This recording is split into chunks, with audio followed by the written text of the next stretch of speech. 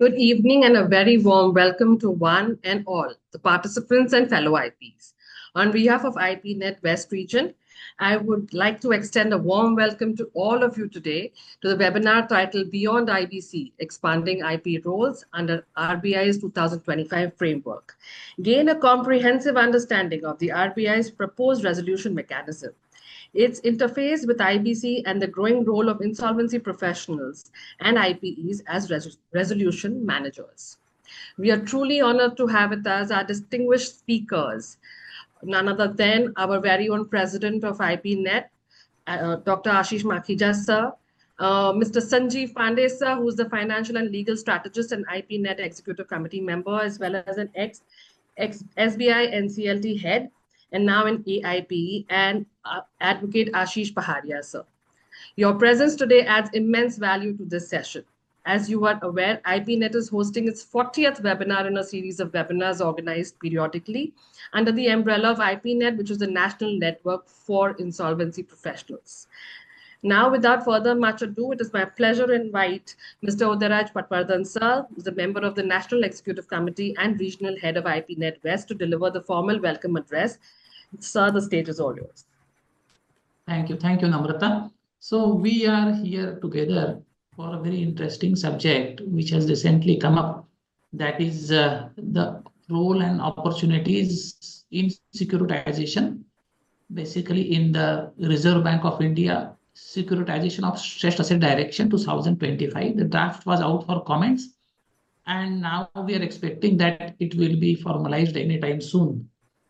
While we were working under IBC as insolvency professionals and IPEs, we have always been looking out for more opportunities. And now we are very fortunate to see that the government push is taking these efforts by the IPs and IPEs on board, and new opportunities are coming up in the field of resolution as resolution managers around the new directions which are about to be launched. So today we have with us two people who are very deeply involved in this subject. One, as you are all aware, Mr. Sanjeev Pandey, who was heading NCLT cell in SBI and has been involved in development of these particular directions as well. And with him to look at the legal aspect, we have Ashish Paharia, who will be looking at the legal aspect. When we discussed about this topic with our IPNet head and president, Ashish Makhija ji, he was very receptive that we should look into this new area and introduce it to our members as a great professional opportunity. So I thank Mr. Makhija for doing that, and also will be requesting you to do a forward on this seminar for some time before we go to our speakers also. So with this background, I have to admit that IPNet has become a very vibrant community of IPs across India, and we have been able to foster continuous learning, collaboration, and professional growth. And we have expert-led learning initiatives like today. Every time we have practical guidance on IBC-related challenges, and we also have a dedicated member portal.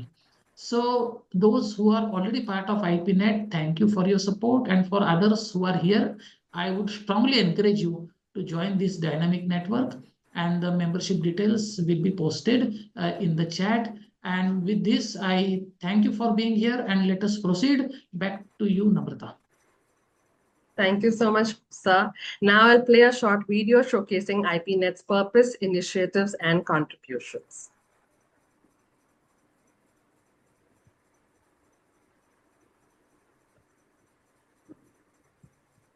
In the fast-evolving world of insolvency and bankruptcy, professionals need more than just knowledge. They need a strong network, continuous support, and a unified voice. As the challenges of the insolvency profession grow, so does the need for a platform where professionals can come together, share their experiences, and find collective solutions. That's why IPNet was formed. Promoted by Transition, IPNet is more than just a network. It's a mission to unite insolvency professionals across India, empowering them with the tools, knowledge, strong leadership, and community support they need to excel. Our purpose is simple: to create a cohesive community of insolvency professionals that stands strong together, advocates for their interests, and drives excellence in every aspect of the profession. At IPNet, we believe in continuous learning and collaboration. Our activities are designed to ensure that every member stays ahead in their field, from specialized study groups that dive deep into critical topics like CIRP, compliances, and many more, to webinars and workshops that bring the latest insights right to your screen. IPNet is your gateway to professional growth.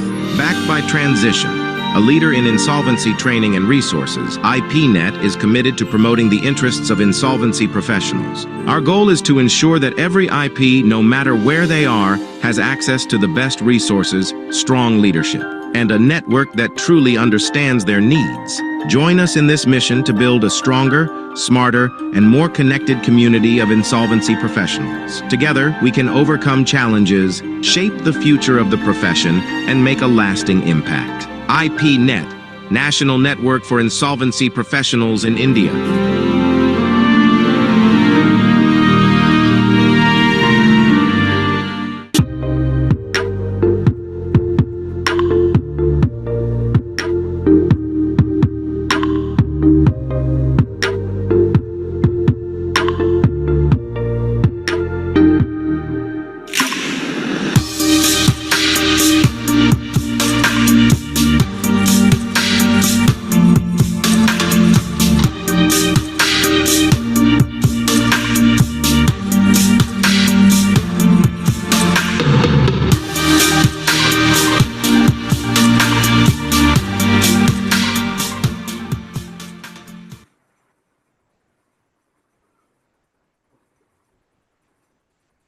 Thank you so much, everyone. Now we come to the seminar for the day.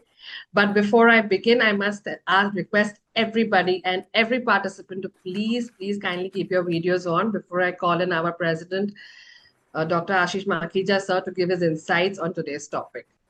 Everyone, please keep your videos on. Ashish, sir, please take it. Right. Thank you. Thank you, Namrata. I think, friends, first of all, a very good evening to everyone. I'm extremely delighted that a wonderful subject has been chosen today, because most of the IPs over a period of time felt, I mean, a recent time when I spoke to each one of them, and they have expressed it on many webinars also, that the opportunities in IBCs are declining day by day, because the new cases are not coming, and personal guarantor cases are not that remunerative. So I think, and I always told them, I said, be patient, something will come. And the new aspiring IPs will always ask me, sir, is there a scope for being an IP? I said, yes, have a faith in you. A new academic degree or a knowledge never goes waste. So I think I'm excited today because it's an exciting time to be an insolvency professional in India. And today I will just give you a very about the new frontiers that are opening before us. Of course, there are two learned speakers. They are going to take it in detail. I'm not going to discuss anything about that, but at least I'm so happy that there is a new opportunity on the horizon. Reserve Bank of India has released the draft securitization of stressed assets directions. I think my friends will recall that these were all 2021 directions were also issued, but they were about securitization of standard assets. Now, the difference is it talks about stressed assets. So, and if you look at the 19-page document hidden in the dense regulatory text, is a game-changing opportunity. I will really call it as a game-changing. Of course, Mr. Pandey and Mr. Pahadia will deliberate on what exactly that means. But I'm so happy that insolvency professionals, after these directions, come into play, or they are notified by RBI. Now, IPs will be explicitly recognized by RBI and eligible to act as what we call it as REMs, resolution managers. So what is the meaning of resolution manager? How they are going to do the things? I think the speakers will deliberate, but the job of a resolution manager will be very clear: create value from distress. So friends, does it sound familiar? I think it should, because this is exactly what all of us have been trained for to do under the IBC, except It is outside NCLT. It is outside the courtroom. It is commercial.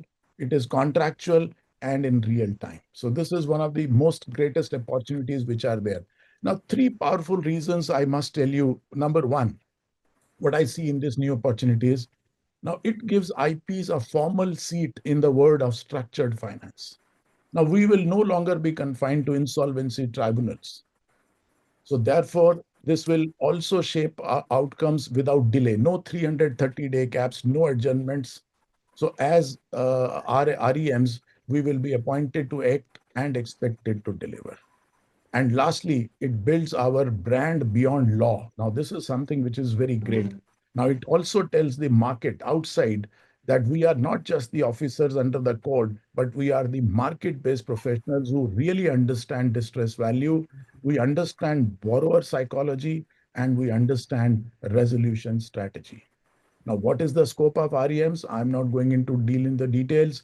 Who are going to be permitted, whether it is IPs, whether it is IPEs. I think I will leave it for the speakers to really, deliberate on that. And friends, one more thing which I can tell you is this. This is a great opportunity. So therefore, and this is a new thing which is coming up. Many of you may not be familiar with many of the terms. So my request is, please make it as interactive as possible. Let the speakers complete about their topic. And if you have any questions on this, please ask questions in details. Because at the end of the day, we have to understand directions, we have to build capabilities, and then we have to position ourselves. And I think IPNet and transition, both of them, we are working. I think this has given an idea. We will also bring out some detailed training programs in which we will also request Mr. Pandey and all others who are involved to be a part of it so that we can train the IPs to take up these kind of assignments, friends. So friends, let us not wait to be told where we fit. Let us expand where we belong. Thank you so much. Over to you, Namrata. I'd request Derad sir to say a few words before we come to the lead speaker, sir. Sorry. Deraj Patwardhan, sir. You're on mute, sir. Yeah. So with this background, I think let us not do any further ado. We can invite now Mr. Rajesh Shah to introduce the lead speaker today. First one, Mr. Rajiv Pandey. Hi, Sanjeev Pandey sir is an expert in banking and financial restructuring. He has over 3 decades of experience in the banking sector, specializing in insolvency law, stress asset resolution, and credit restructuring. Former Deputy General Manager and Head of the NCLT Division at SBI, overseeing more than 1,000 CIRPs worth rupees 75,000 crores in aggregate debt. Played a pivotal role in drafting foundational insolvency regulation with IBBI, shaping India's insolvency framework. Currently serves in strategic advisory roles as DSK Legal, CAFRL, RBI, and as CEO of Association of Insolvency Professional Entities and Insolvency Law Academy. He has actively contributed to policy decisions aimed at strengthening India's financial ecosystem. Let's hear from the sir. Over to you, sir. Thank you, Shai.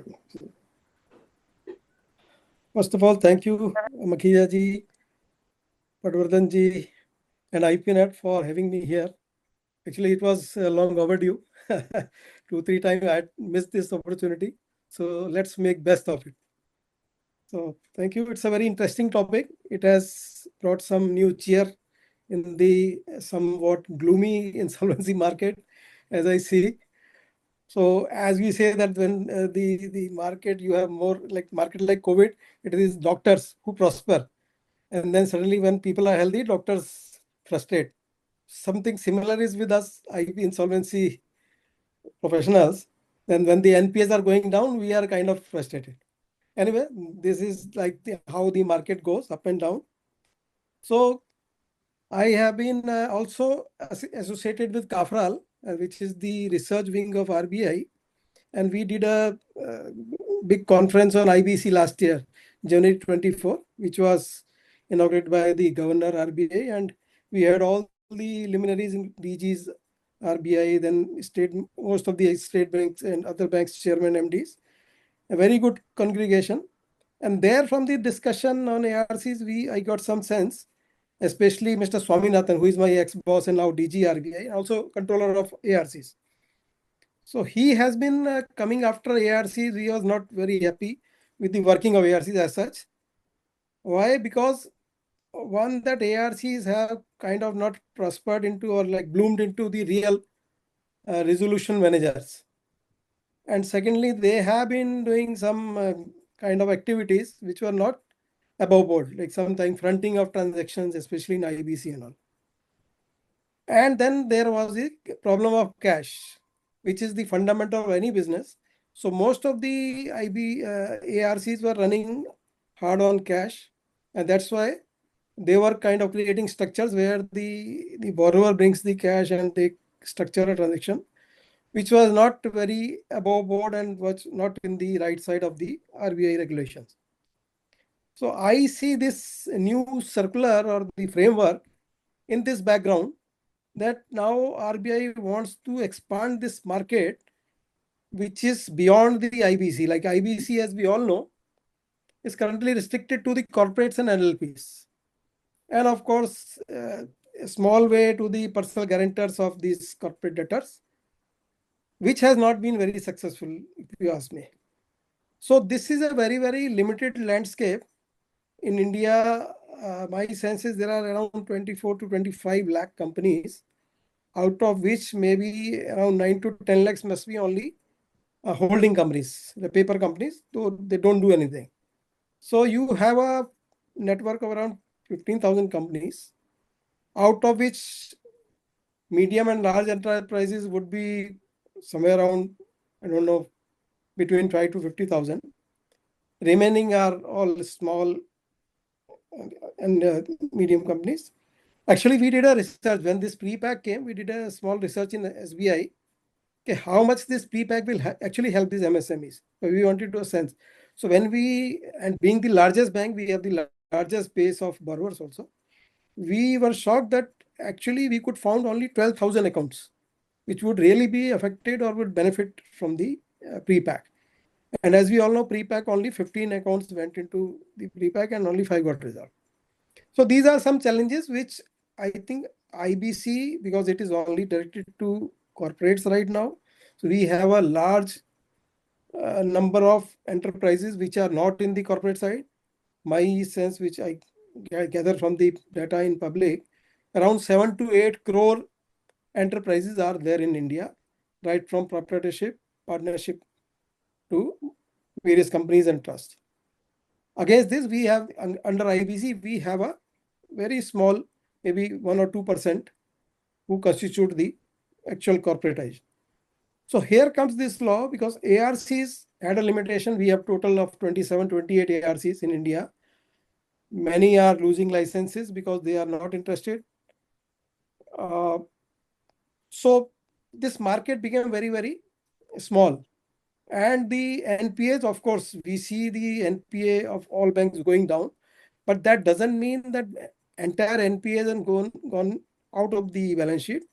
It has only been parked in some other assets, like we call it assets under collection in bank. It is out of balance sheet, but still in the bank's books. So the number of these accounts and the amount involved in this account must be somewhere around, my sense would be 10 to 15 lakh crore. That is stuck, and it is not addressed by IBC and it is not addressed by ARCs. So there was a reason for introducing this new framework. Another background of introduction of this framework is maybe RBI is now confident that the market is maturing, and our NBFCs, there are around 10,000 NBFCs registered with RBI, sorry. And so they feel that we call them shadow banks actually. So they have some level of maturity now, so they can also handle these kind of transactions. And there is a background to this kind of securities if you look at the American market, they have a huge junk bond market in US, which is nothing but the securitization of stress assets.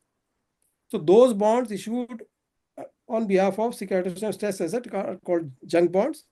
And people who are expert in this area, they make fortunes out of these because they buy at a very cheap price, and if they can convert it into a viable business, so they can produce multiple times turnover and returns.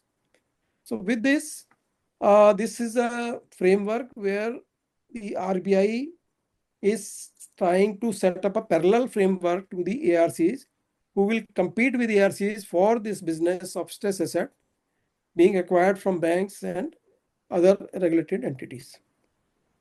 So first of all, let me start with my presentation here.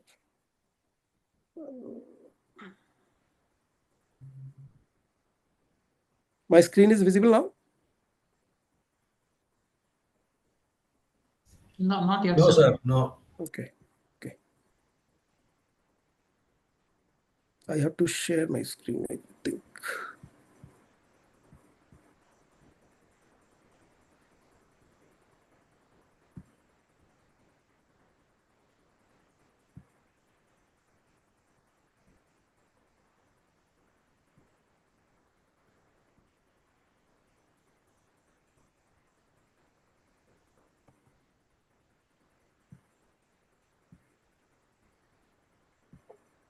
Now?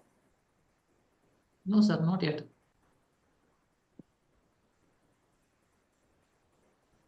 I think Mr. Pandey, just press share button and then share the window which you want to share. Okay.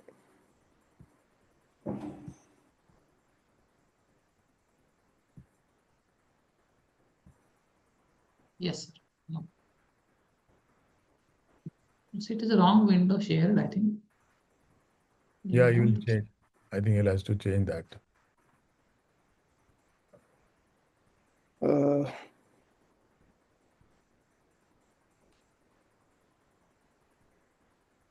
One moment.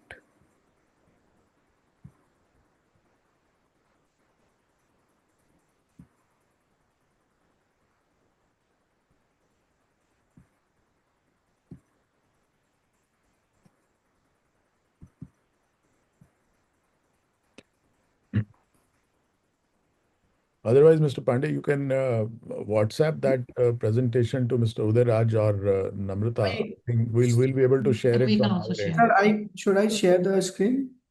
Is it visible now? No. No, sir. No. Not yet. Okay, some problem. Should I share the screen? You can share. Yes. Yeah, I'll just do that.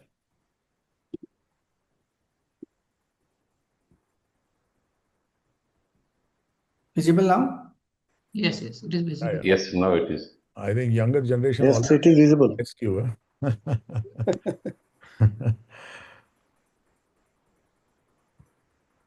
Okay. So make it full screen and then you can start. Ashish, you can maximize it. Yeah.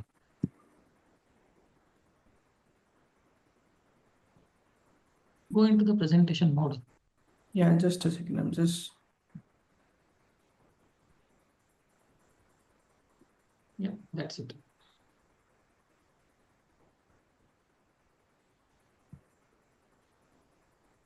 Is it visible? Yes, it's perfectly all right. Yeah. So let's start with what is securitization. It is a financial process where illiquid assets like loans are pooled together and converted into tradable securities. So it's not visible, sir. PPT is not visible. Yeah, no. No, presentation is not visible, Mr. Pandey. It is visible for us. No, I think we can't see that. No, Yeah, I'm also not able We can to. we can see the presentation, sir. Yeah, we can see. Now it is okay. now it's okay. now it is visible. Now it is visible. Yeah. Okay. Yeah. Maybe there is a lag for some other people. Possible. So visible to everybody now? Yes, sir. Yes, Yeah. yes, Yes. sir. Yes. So Yes, basically, yes. Yeah, it is pooling of assets. These are basically distressed assets. So if you have, say, some 20 loans, combined exposure of, say, 500 crores, so you pool them together and you can break them into securities or security notes of 1 crore each. So you issue 500 notes. That is exactly the basic definition of securitization. It is covered under the SARFAESI Act, it is used by banks and financial institutions to manage risk, improve liquidity, and free up capital. How this is managed?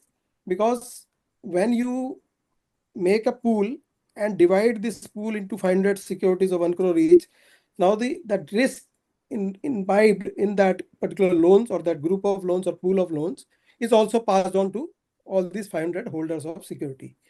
How it improves liquidity? Because when they pay back for these securities 1 crore each, that 500 crores comes back to the bank and it improves the liquidity. And then how it free up capital? Because all these loans require the bank, 500 crore loan require bank to provide some capital.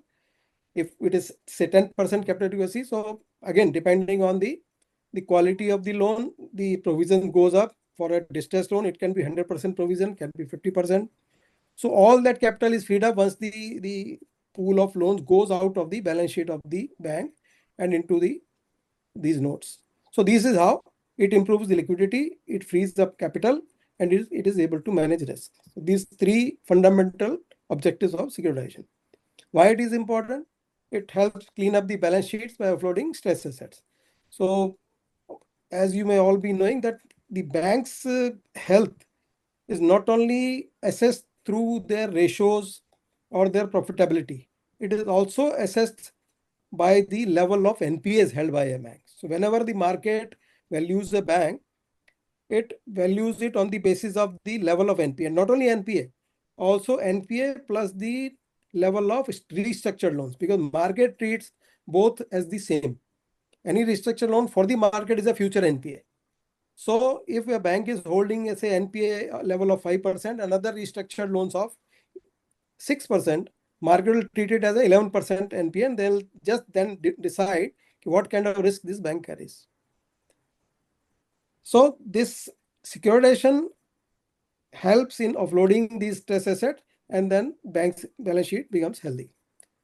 It promotes credit recycling in the economy. Obviously, when these loans are passed on as security notes, whatever cash comes in, it can be used for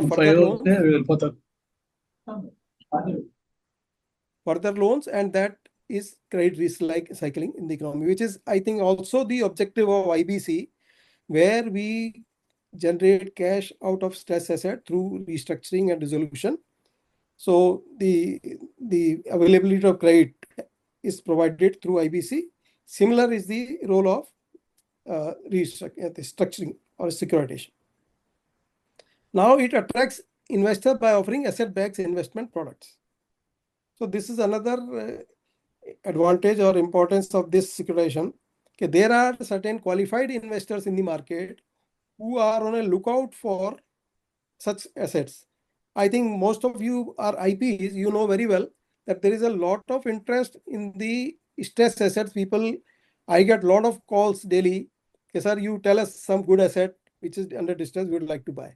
So this is one way of providing those people an entry into the stress asset market. Okay, you can, rather than buying the entire asset, you can always purchase some security notes and get invested.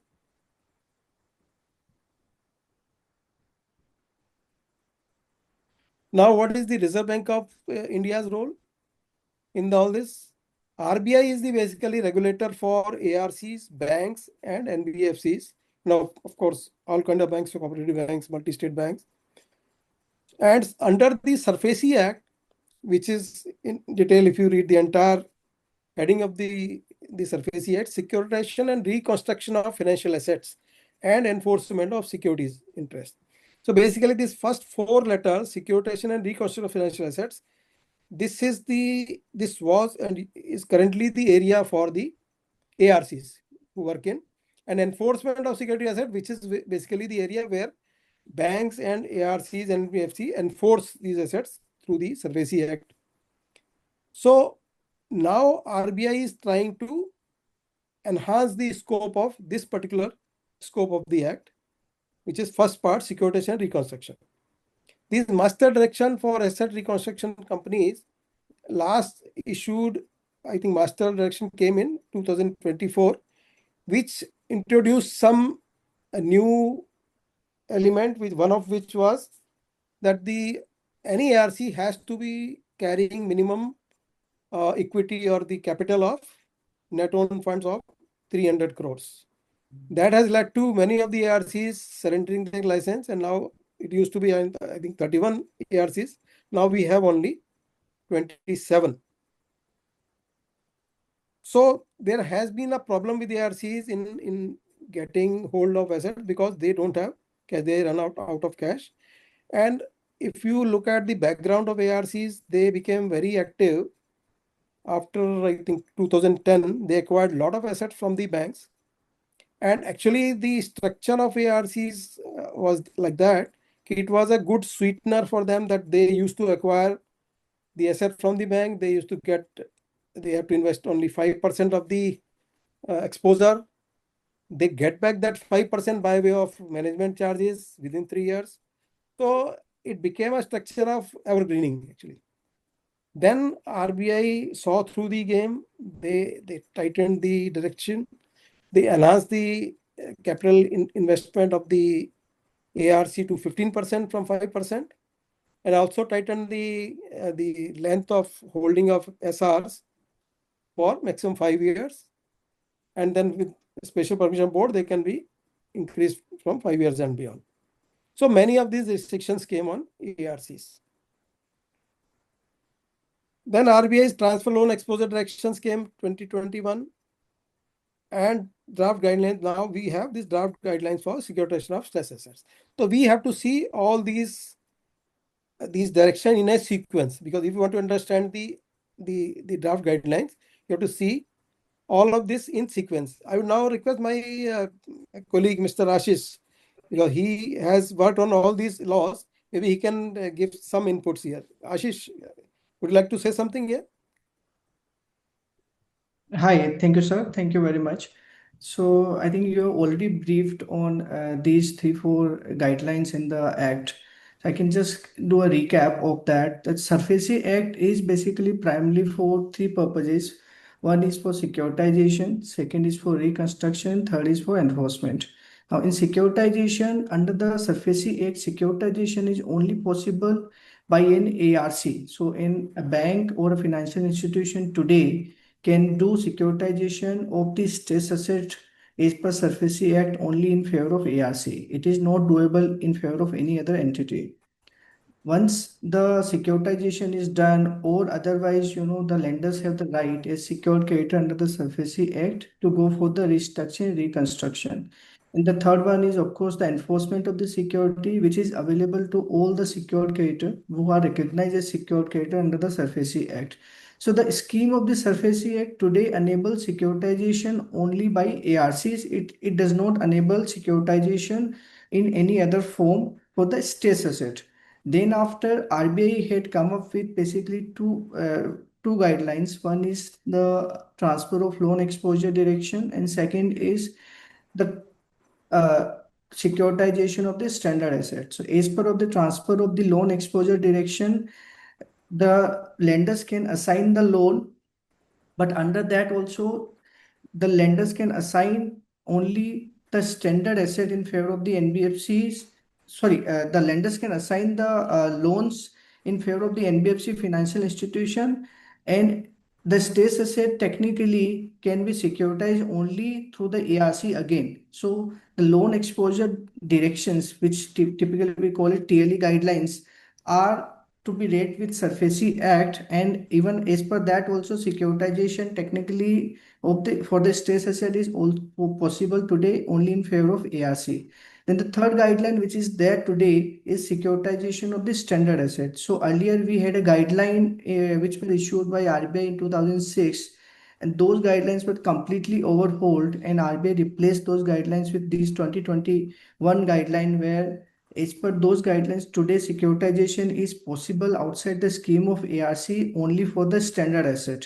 So non-standard stress asset today cannot be done, cannot be securitized outside the ARC structure. So the purpose of these draft guidelines is to enable, which today is technically not possible, which is securitization of the stress asset.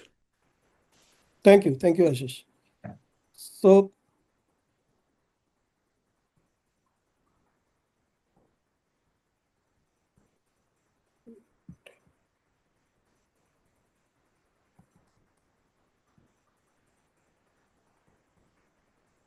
The learning objective basically at the end of this session, so we will try to provide you a concept of securitization, which is already, I think, we have done.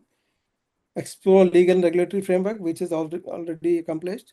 Examine key features. Now, this 224 guidelines, and then critically evaluate the role of ARCs and suggested reforms. Let me go to the next slide.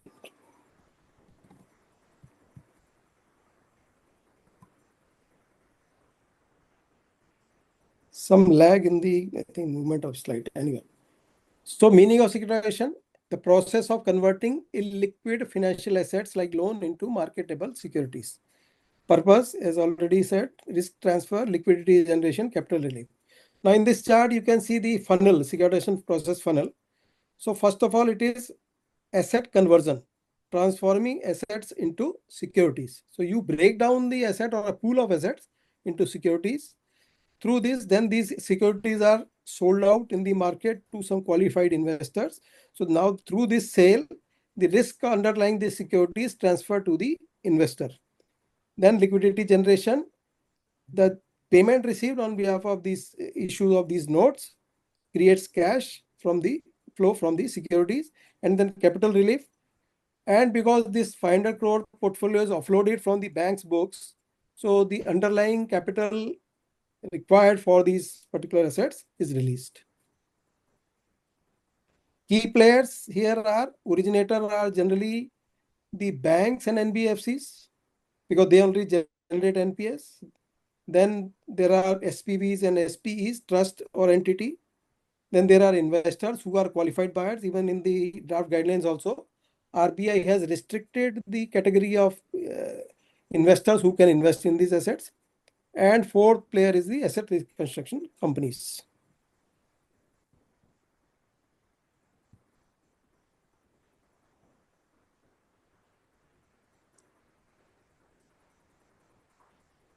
Role of RBI in regulating securitization. RBI regulatory framework is basically SARFAESI Act empowerment, which is the legal foundation of enabling the security RBI's regulatory authority. So RBI is empowered under Section 3, 9, 10, and 12 of SARFAESI Act. RBI regulates registration and functioning of ARCs, securitization of both standard and stressed assets, capital and prudential norms for ARCs, and market practices and disclosures. Then, other than regulating the banks, RBI also regulates the ARCs. So this is second level of regulation by RBI. Then securitization oversight, management of assets securitization process is also supervised by the RBI. Capital and prudential norms. So RBI sets standards for capital and prudential norms for ARCs. For this, in the framework, they have not suggested anything so far, but since it is only a draft framework, we expect that something like this will also come in the for stress asset securitization. Market practices and disclosures. This is another area which is highly regulated by the RBI.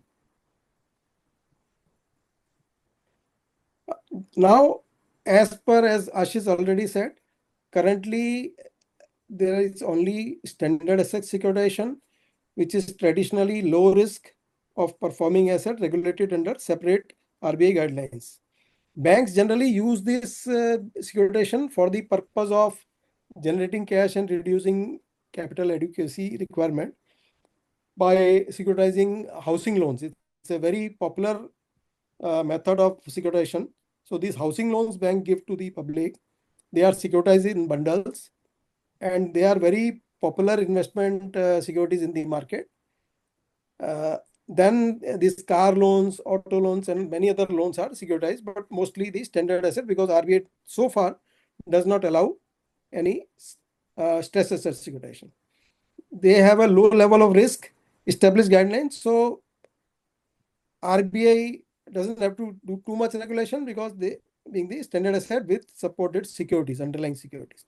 Now coming to the framework, stress asset securitization, this is currently, as Ashish advised, currently only allowed to the ARCs.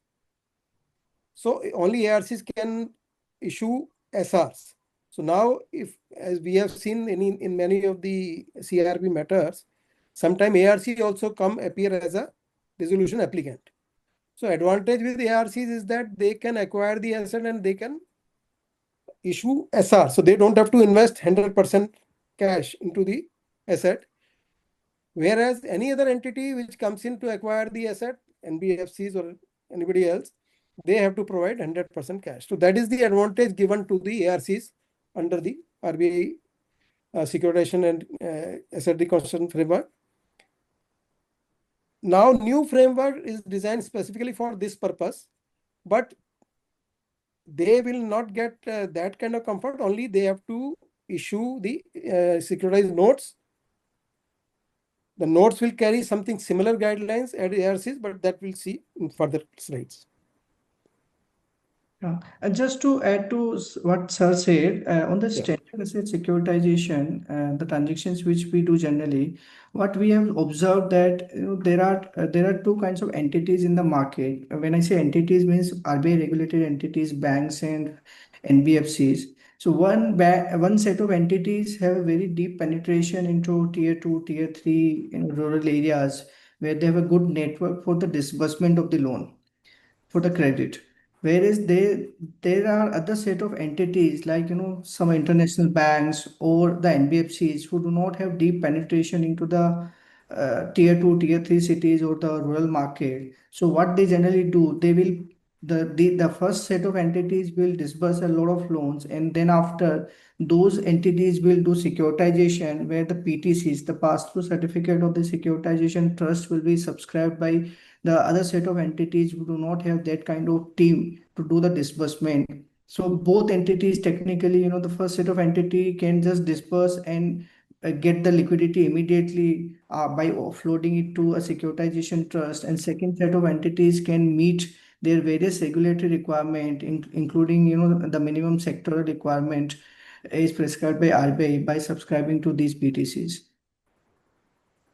Yeah. Thank you, Ashish. The key features of RBI guidelines. First of all scheduled commercial banks, excluding RRBs, are covered by these guidelines. All India FIs, financial institutions, NABARD, NHB, Exim Bank, SIDBI, and NAFED. Small finance banks are permitted under operating guidelines for small finance dated October 6, 2016, and amended from time to time. All non-banking finance companies, including housing finance companies. Structure of a securitization transaction. So there is initially an originator sells NPA. The originator generally is a bank. So they will sell non-performing assets to the ARC. Currently ARC, in this ARC space, we will find this under the new framework. Now we will have some other categories also. ARCs, this purchases the pool and they create a, so generally as per the guideline, the pool has to be of similar securities, like it can be a pool of housing loans or personal loans, like that. You cannot have mix and match. The basic idea behind that is that the investor should know what kind of risk he's carrying. So if he's investing in a housing finance pool, he knows the underlying assets is housing finance. If he's investing in a car finance loan, so he knows the category. So RBI is to avoid risk to the primary investor. They are not allowing mixing of pools. You cannot mix a business loan or MSME loan with a housing loan. It has to be separate category. Then this, as Ashish said, transfer this pool to the SPE or trust. So normally ARCs create a trust for pooling this. Now under the new framework, a special purpose entity would be created which will carry these loans. Then this entity, the trust or the SPE, will issue SRs or security notes. So right now, ARCs issues security receipts. The new entities, the SPEs, will issue security notes or whatever they may call it. Then there will be a resolution managers who will be responsible for recovery. So once these notes are issued, the recovery function will be given to a resolution manager. who will oversee the asset recovery process. This under the guideline for ARCs, it is generally ARC themselves do it, but they have like recovery agents who are registered with the ARCs. Banks also have recovery agent for their pool. And under this framework, even banks can become a REM. So the same bank who has created a pool of asset, who has transferred it to a SPE, can also become a agent for that, REM for managing recovery. So basically what happens is the bank has offloaded the loan, but since they have a branch, local branch or a network of branches, they have recovery staff. So still they can continue to manage recovery, and for that they will charge some fees. Recovery proceeds are distributed, proceeds of recovery are distributed to the investors. Again, there is a proper framework. The RBI has advised how this recovery will be shared. Yeah, just to add to what Sir said, so in terms of the documentation, typically what we see for the transfer of the loan and sale of the loan, typically a loan assignment agreement is signed between the originator, bank or NBFC, and the ARC trust. In case of the new structure, there will be an assignment agreement with the SPE or the trust which is formed and for the purpose of securitization. In addition to this, the trust or the SPE will be governed by a trust deed or other constitutional document and an offer document. The trust deed and the offer document will provide for the entire mechanism as well as the functioning of the trust, as well as the waterfall mechanism for the recovery as well as distribution of the proceeds to the investor of the trust. Now, to pay for the assignment of the loan, trust will issue the PTCs, pass-through certificates to the investors, which investors' money will be ultimately utilized and paid to the originator under the loan assignment agreement. One of the critical aspect in this entire arrangement is that as originators have direct access to the borrower, it becomes very critical that the originator continues for certain functions as a servicer. So for that, typically a servicing agreement is entered into between the originator and the trust. The 2-3 requirements, for example, the collection of the money. So typically for the smaller loan, whenever any lender disburses any loan to any borrower, typically nowadays the lender will ask for a NACH mandate, NACH. So NACH mandate ensures that the borrower's bank account is directly debited and the lender's account is created for each and every EMI. Now, after the transfer of the loan, it becomes very difficult to change that NACH mandate to ensure the continuity of the collection, that the collection is not hampered.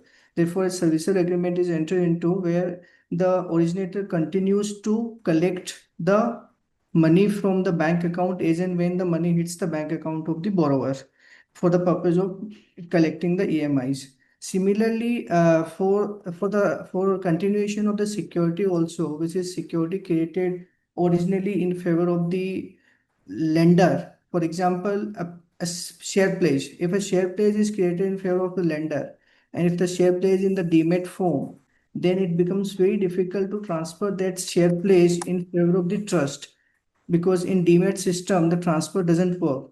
So for that also, it is critical that originator continues to hold that security, the share pledge. For that is also captured in the servicer agreement.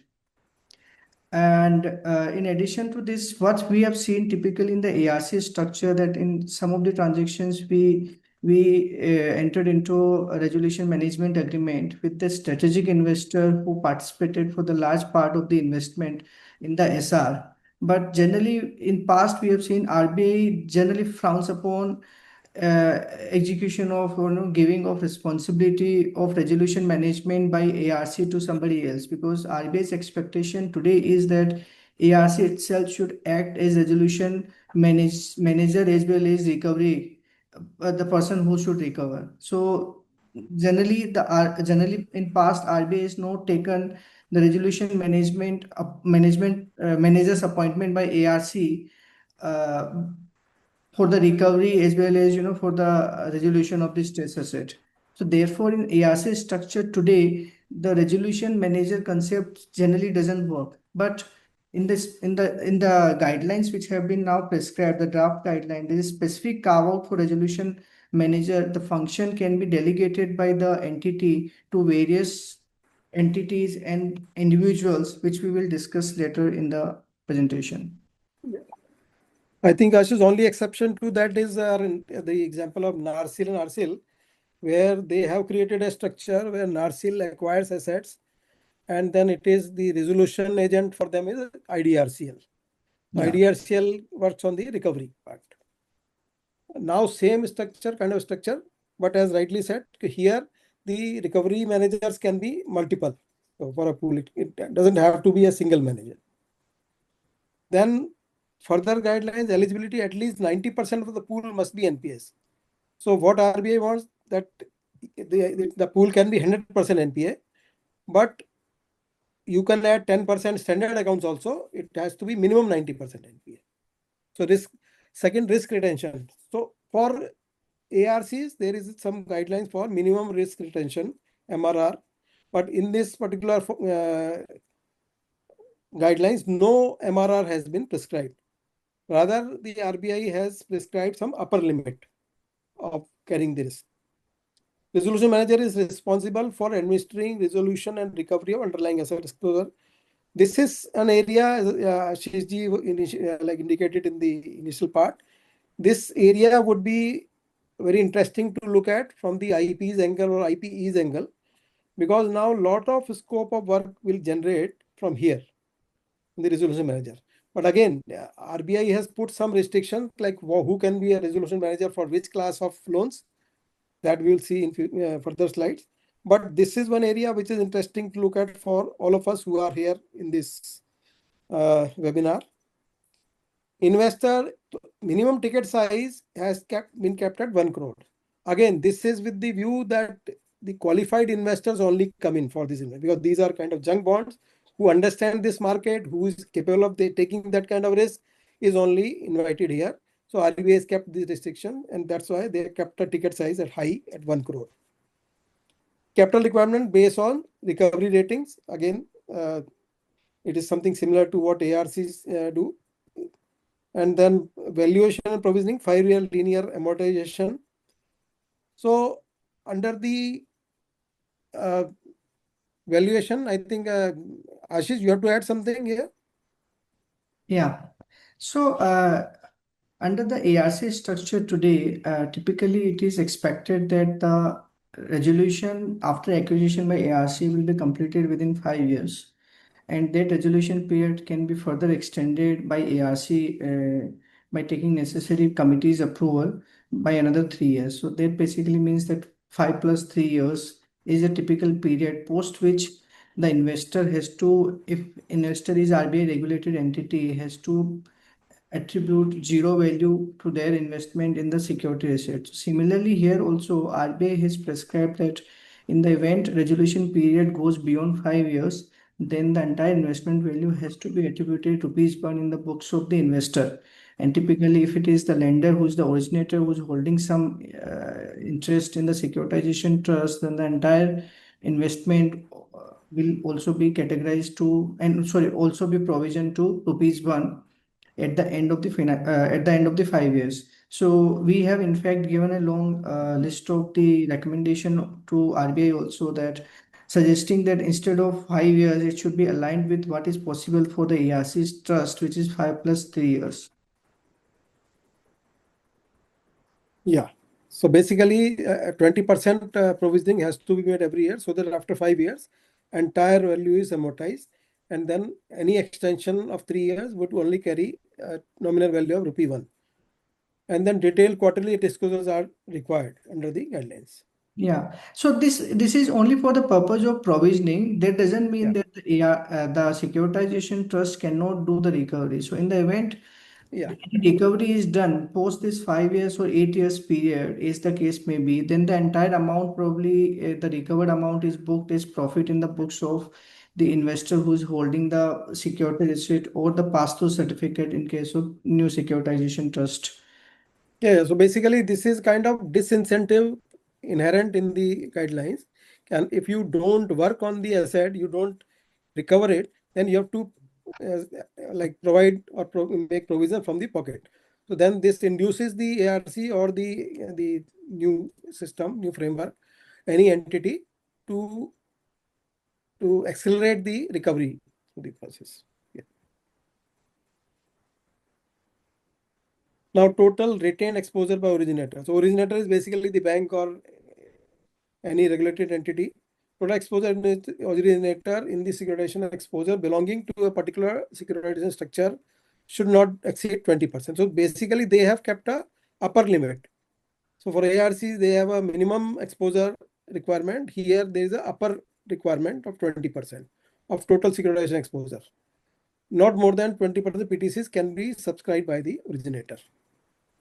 Then any exposure exceeding 10% or up to 20% shall be treated as a first loss for prudential purposes. So Ashish, can you explain what is this first loss like for the members here? So as per today, the RBI securitization guideline for the standard asset, first loss would mean that typically this would be deemed as a first loss facility in the event there is less recovery in the pool. So there is a specific prudential and the provisioning requirement for this amount which is held by the originator in the trust, and those prudential guidelines will be applicable for this part. And the remaining part will be basically subject to separate prudential provisioning norm.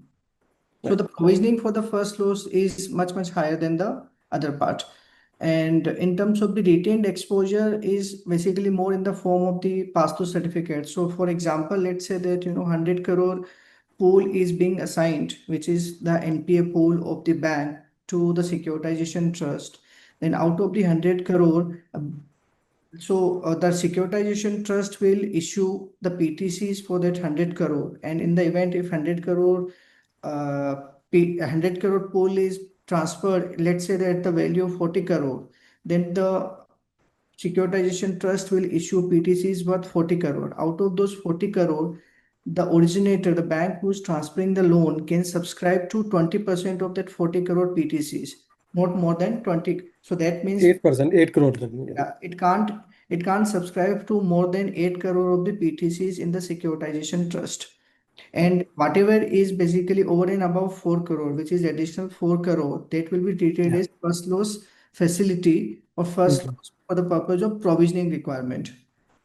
The meaning of the first loss is a little different in terms of this RBI standard asset guideline, where if in the event if there is any deficit in collection in case of standard asset, then the trust can take recourse to that first loss, which is typically in the form of some FD, fixed deposit, or mutual fund unit, which are placed to the securitization trust, liquidate those FDs or mutual fund, and use that amount and proceeds to pay to the investor periodically basis, because in typical securitization trust for the standard asset would have a particular payment schedule to the PTC holders. But here the purpose of the first loss is very limited for the purpose of the having the provisioning in the books of the originator who is holding these PTCs. Right. So any question here? I think so far any question, maybe Padwaranji, we can take any question, or should we continue? Sir, we can take questions in between also. So if there are any questions from any questions so far, because I have one question. I think if you can really clarify that, number one, we are talking about banks transferring to ARCs and then ARC assigning it to a trust. So why this double methodology? Why can't banks straight away create a trust? Why do we have to bring ARCs into this picture? No. See, I think that is not clear here right now. As per current guidelines, that is the structure. Once you transfer the ARC, and they create a trust for pooling those assets. But in the new framework, some SPE, special purpose entity, will be created, which can be created by a bank or an NBFC. So that is not, so ARC will be separate. This will be purely a separate entity. And this entity can be created by a bank itself. In legal meaning, I can just explain further that in terms of the documentation, when a bank basically transfer any loan to ARC, before the transfer, ARC will form a trust, which is called securitization trust, where ARC will be the settler and trustee of that trust.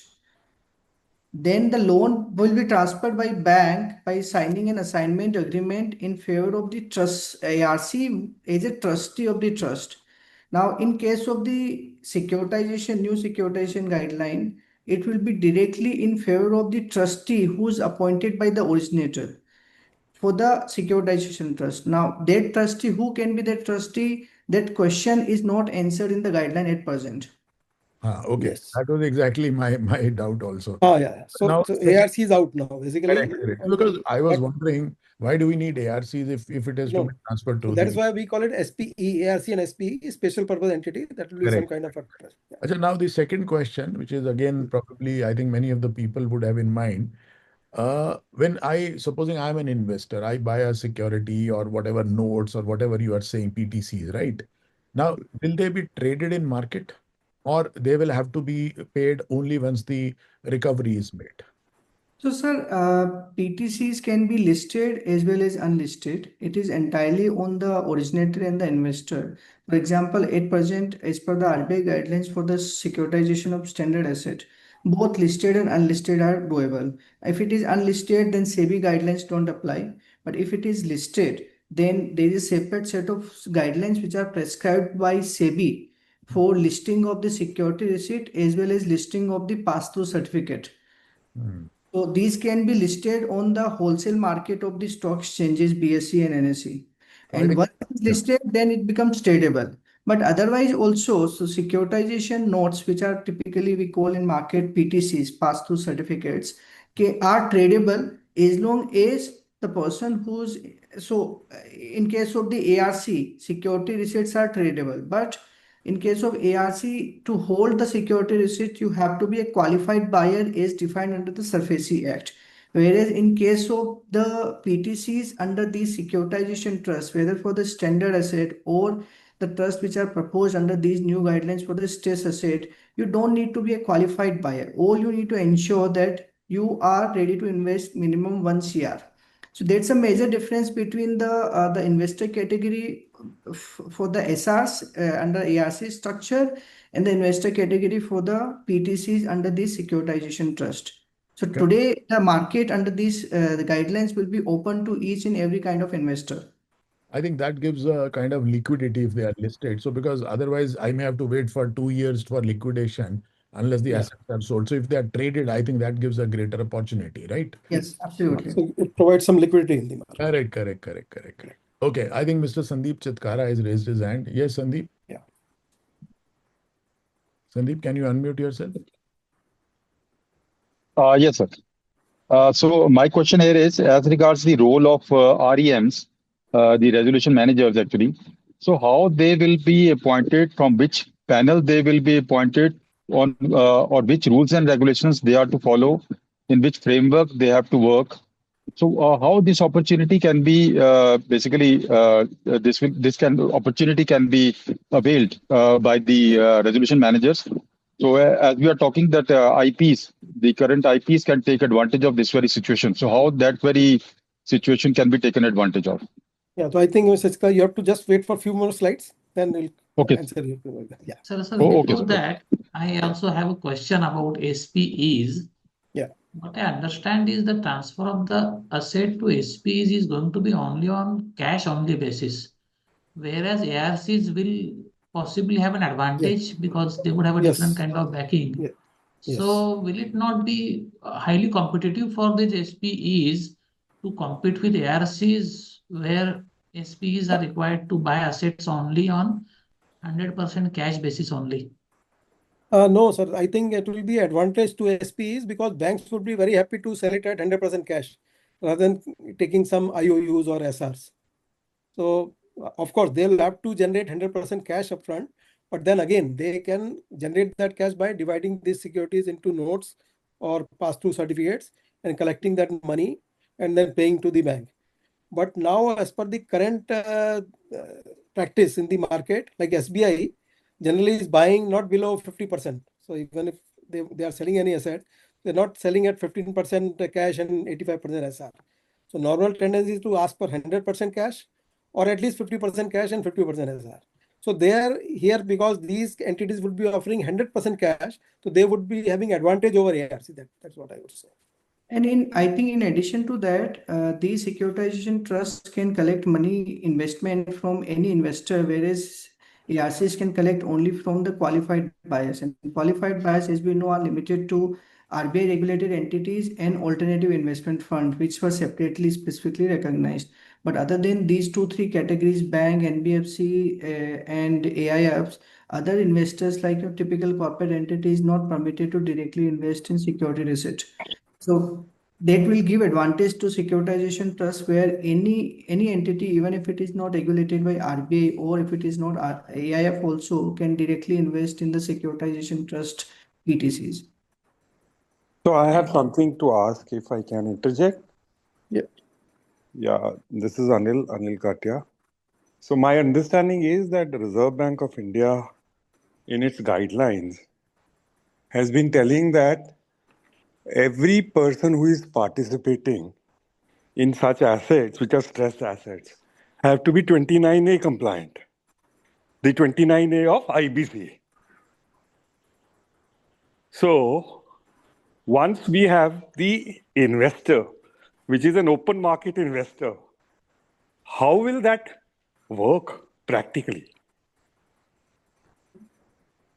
Sir, you are correct. Today, how it will be regulated and how it will be restricted to ensure. It is more like your situation. I'll tell you that typically there are certain sectors where the investment in an entity, for example, let's say that a bank is listed on the stock exchange, and however, the foreign investor cannot invest more than 75%. But bank is a listed entity on the stock exchange. So how do they control that the foreign investment will not exceed 75%? So I think it will be more typically what banks do once the foreign investment hits 75%, they will intimate each and every stakeholder that now it has gone beyond the limit of FEMA and no foreign investor now should basically take the shares in the company. So similarly, the trust will have to basically come up with these kind of disclosures. If it is listed stock exchange, then these disclosures will have to be put on the stock exchange to become a qualified buyer. And that's why I kept a minimum limit of 1 crore on this PTC. So I think there are agencies in the market now who provide this 29A kind of a service. So for some fees, they'll have more business. So they can always do some due diligence on the investors before they participate in the loans. Yeah. Then another guideline is that due diligence of the pool of stress asset is done on sample basis. So if the SP is not doing 100% due diligence, then the originator is required to maintain a 10% of MRR, minimum retention. We also had one question in the chat box from Mr. Veerapandian. You can ask the question, sir, yourself if you are there. Yes. No, my doubt is, good afternoon, sir. Good afternoon. When the securitization, the value will be decided based on that conditions and the present condition. There will be definitely a difference. Say, as Ashish sir told, 100 crore must have been sold for 40 crores. There will be huge gap of 60 crore. Whether that area there is a risk being transferred to the investor. This 60 crore, yeah. So 60 crore risk is there, no, sir? No. See, basically, he is only paying for 40 crore. The bank sold a 100 crore loan for 40 crore. The bank took a haircut of 60 crore. That is something similar to what they do with ARCs. There is a valuation of the asset, ARC to their own valuation. There is some Swiss challenge. They compete with other ARCs and they decide on a particular rate and they get that. Something similar may happen here also because we don't expect that only one entity will come forward to buy these pool. Maybe multiple entities will come and there will be some kind of Swiss challenge method. But whatever price discovery happens through this, that will not be 100% of the pool amount. It will be because this is a distress asset. It has to carry some discount. That 60 crore, I think, is the upside that the investor is buying. Are you getting it? So the upside is that recovery can be 100%, but the payment is making only for 40%. Sure. Thank you. Now there are some reporting and disclosure guidelines. So offer document disclosures. The originator must ensure that prospective investors have easy access to all material data about underlying assets, cash flows, and collateral in securitization exposure. So I think these pools, that's why homogeneous pools will be created. So like housing loans, so they can give some details of the underlying assets. Similarly, other pools. MSME loans, I see some challenge, because how would they give if they put some 100 accounts of MSMEs into one pool? So they can only say some land and building, plant and machinery kind of assets. But to perform due diligence on these would be a challenge. So it will be a more risky asset than a housing loan SPE. That is my sense.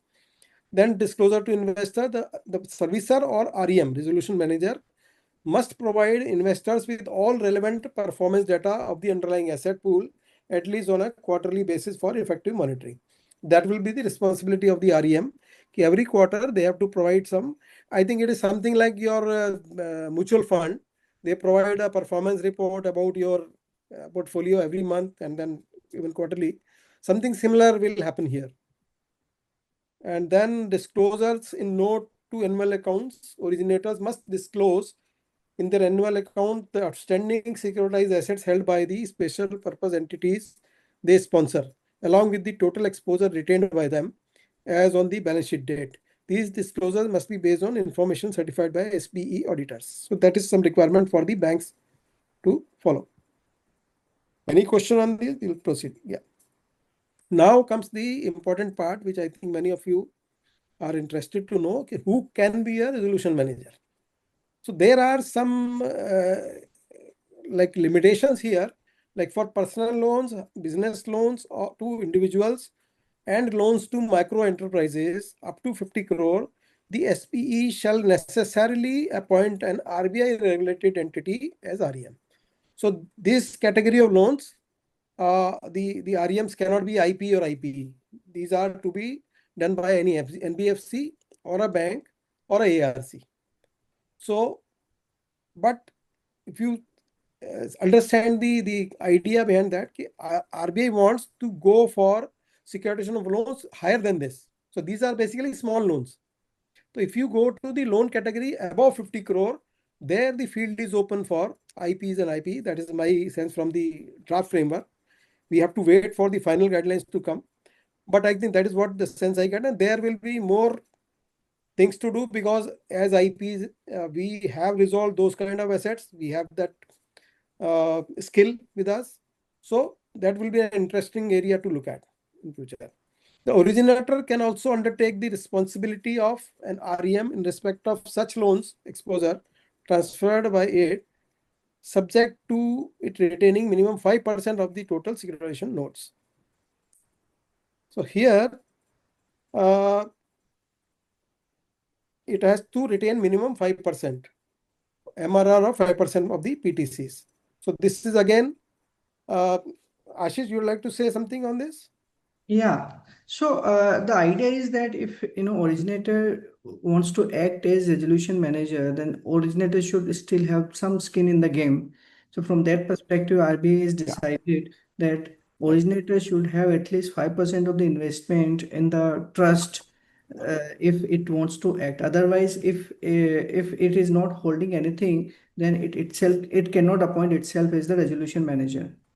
And for the previous one also, sir, that the personal loan, I think it is also from the perspective that RBI doesn't want any basically entity which is not an RBI regulated entity to do any recovery for these loans, because these loans also involve a lot of sensitivities in terms of the recovery and the guidelines restriction, as well as the guideline applicable for the conduct of the recovery agent is quite onerous.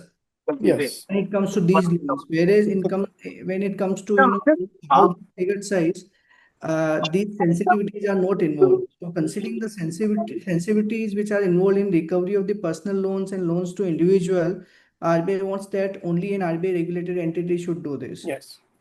So they are covered by some strict RBI guidelines. So you cannot send some gundas to recovery from a housing loan borrower. So those are kind of things I think are in the RBI's mind when they kept this minimum threshold, so that the small borrowers are not harassed just for the purpose of recovery. Second, I think sensitivity which RBI has shown here is because of if you remember that 2008 financial crisis, it also happened something because of like the securitization only, where there was no MRR prescribed for the banks. So they were just issuing prime or doing subprime lending, giving subprime housing loans, and those loans were securitized 100% and being passed on as A plus category securities. So something that is also sensitive here, which RBI doesn't want to happen. That's why they want 5% securitization notes to be kept by the originator. For other loans in respect of securitization transaction with underlying assets comprising of other loans, the SP may appoint any of the following. This is an RBI regulated entity, which is again a bank or ARC or an NBFC. Any entity registered with a financial sector regulator in India. So, and can be AIF also. Insolvency professionals registered with IBBI and insolvency professional entities. So this is an area which is very interesting to look forward to. So then you have to compete for these transactions with banks, AIFs and ARCs, of course. But there is a scope for IPs and IPs here.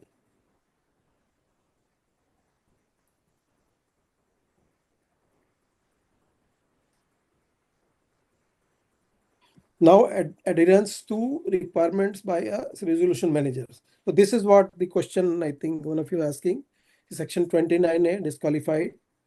So this is something I think market will develop tools to handle this. Already I know 3-4 companies who digitally assess 29A compliance.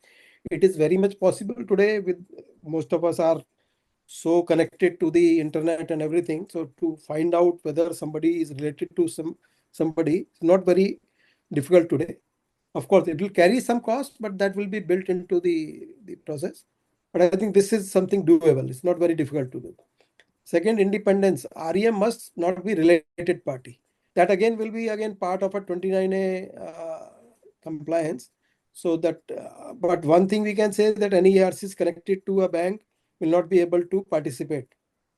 Like in case like RCIL is the many banks hold some shares in that, and if they are declared a related party, then RCIL will be out of this. So something like that will happen. No obligation to cover losses. REM is not responsible for covering SPE losses. So REM will just be getting a fees for his services. So they are not responsible for any losses, except in contractually agreed. So if they do some default or breaches, of course, that will be some contractual loss, which will be different. But on account of this pool of assets, some loss happens or something not recovered, that REM will not be responsible. Servicing obligation. If REM also acts as a servicer, he must remit borrower cash flows to the SPE without delays as per agreed mechanism. Must hold interim collection in an escrow account on behalf of investors to avoid commingling of funds. Ashish, you have done many transactions, so you can throw light here. Yeah. Yeah. Ashish? Yeah. So basically, this is more in context of that if REM acts as servicer, so servicer would mean the agency which will collect the money. So typically, the securitization trust can appoint a third party servicer. Then the third party servicer will send an intimation to the borrower that the money is now, instead of the originator's account, is required to be transferred to the servicer's account. And for these services, there will be a servicing agreement between the trust and REM. So, basis the servicing agreement, REM will collect the cash flow, and the obligation on the REM is that the cash flow should be immediately, as per the agreed mechanism under the servicing agreement, should be immediately remitted to the trust account, SPV's account. So this is more a mechanism where this is more a mechanism to ensure that the collection is fast. No. What I want to tell is that can you give an example, like say a bank becomes a REM. They have created a pool of say 100 crore loans of housing loans, right? And Yeah. they kept 5% in that trust, and now they also become the REM. So same bank, they are the originator, they transferred 100 crore of their housing loan into a trust, and they become the REM. So what will they do? So basically, their branches will keep on collecting EMIs from the customers. Absolutely. They will come and pool into a particular account. So Yes. from that, can you take it forward how that money will move now? Yeah. So I think we briefly discussed this earlier also. So an originator acting as a servicer and also resolution manager in a small account makes a lot of sense. For example, if these are housing loans or these are personal loans, so for each and every loan, large mandate is signed. So to change the large mandate, it becomes difficult. Therefore, it becomes critical that the originator acts as services. So if that originator acts as services, it is collecting money in trust for the SPE. And the document typically specifically recognizes that the money does not belong to the originator, it belongs to the trust. I can give an example of one matter which we did, and in fact, we had to go to High Court and get an order. In the matter of DHFL, DHFL had assigned certain loans to Aditya Birla Finance Limited, and DHFL, as we all know, that went into insolvency. So the administrator, the RP was appointed by RBI for DHFL, started holding the money back because DHFL was acting as a servicer for the loans which were assigned to ABFL. And it was collecting money in a special account of DHFL and then transferring the money to Aditya Birla Finance Cap Limited, ABFL. Once the administrator stepped in, he started holding that money, saying that that money belonged to DHFL, that is subject matter of moratorium. So we went to Bombay High Court. We got an order to say that the loans were assigned and DHFL was merely acting as a servicer, and that money was held by DHFL and in DHFL's account in trust for ABFL. And the entire mechanism was bankruptcy remote mechanism where DHFL cannot retain that money just because the money is being received in the bank account of DHFL. So that answers, I think, explains also one risk where if some REM goes insolvent and some money is lying with the REM, so actually that money belongs to the trust, not the REM. So that money cannot be retained by the insolvency provider in case that SP goes insolvent. Am I right? Yes, sir. So going to the next slide. Adherence requirement, additional finance for resolution. REM may borrow up to 75% of funds required for resolution related activities, which include administrative, operational, and other related expenses. So this is the borrowing limit given to the REM for resolution related activities. Support to borrowers. Lenders can offer working capital and other financial support to underlying borrowers for resolution of stress assets. So this is basically kind of interim finance. So the lenders can also provide interim finance kind of funds to the borrowers and to the resolution manager to start or maintain the going concern activity in the underlying asset. Fair practices compliance. REM must follow RBI's guidelines for fair recovery practices. The loan transfer agreement must explicitly include this obligation. So this is, I think, standard for ARC's banks. So they want to have those practices, which is basically, I think Ashish would like to explain any of this. Yeah, so fair practices code is basically in various directions. It is there in ARC direction. It is there then in the prudential norms for the bank and prudential norms for the NBFCs, which is now scale-based regulation. So each and every and plus various other guidelines provide what kind of the practices are required to be followed by the lenders for recovery. So majorly these are around that they should not involve the recovery agent, which are infamous, plus they should not retort to any activities for the recovery which can lead to any personal injury, personal harm, as well as unfair practices. So ultimately it is more on the conduct of the recovery agent for the recovery of the loan, which is basically regulated by RBI. So RBI wants that these guidelines are also extended to the special purpose entity, because ultimately everybody borrows from the market expecting that the lender will be and continues to be governed by RBI guidelines. Yeah, because of I think the stakes involved here. So some of these REMs can be very, very aggressive. So that's what RBI wants to constrain them, that they cannot do some unethical practices to recover money. So that's why this fair practice compliance is required. I have a question here. Yeah. Is while the REMs have no obligation to support losses incurred by SPE, I'm referring to basically point C, 22C. So in which I can understand that those REMs will be responsible for any default, fraud, breaches, etc. That is fine. However, it also says that or to the extent of credit enhancement provided by originator, which is working as REM. So I understand that when the originator, if that is working as REM, then only REM will be responsible for the loan part also, and those IPs will not be responsible, or how? I am not able to really decipher that. I'll just explain, sir. So basically, this refers back to the existing RBI directions for securitization of the standard asset. So first, I'll just explain more the credit enhancement. So as per the RBI's guideline for the standard asset, whenever a loan is transferred by RBI regulated entity into a securitization trust, that entity, bank or NBFC, can agree for a credit enhancement, which today is basically minimum. So minimum 5% is required to be given as credit enhancement for the loan which have 24 months tenure, and if it is more than 24 months tenure, then minimum 10% is required to be given by the originator as credit enhancement. Now, credit enhancement can be in various forms.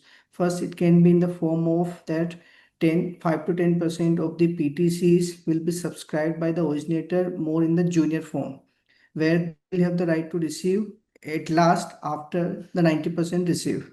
The second is that they can create a fixed deposit or place mutual fund units up to 5 to 10% is it is required regulatory as per the regulatory requirement. So then that fixed deposit and mutual fund units become credit enhancement. So credit enhancement's purpose is that if there is any deficit in recovery, then that money can be utilized at the time whenever there is an installment payment requirement to the PTC holder. Those money, FD and mutual fund units can be liquidated and the money can be utilized to pay those installments to the PTC holder.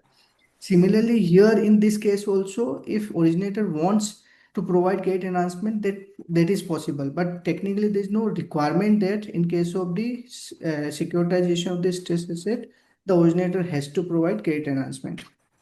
Now, in terms of the other part, that why for what the resolution manager who is other than, let's say, originator is responsible. So when we refer to that resolution manager is responsible for these default, breaches, negligence and fraud, these are more in context of an indemnity obligation, that in the event, so resolution manager is supposed to perform certain function as per the contract which would be entered into between resolution manager and the SPV. In the event resolution manager does not perform as per the requirement which are agreed, then resolution, if there is any loss because of that action or inaction which is contrary to the contractual terms, then resolution manager is supposed to indemnify for the defaults, losses incurred due to its action or inaction.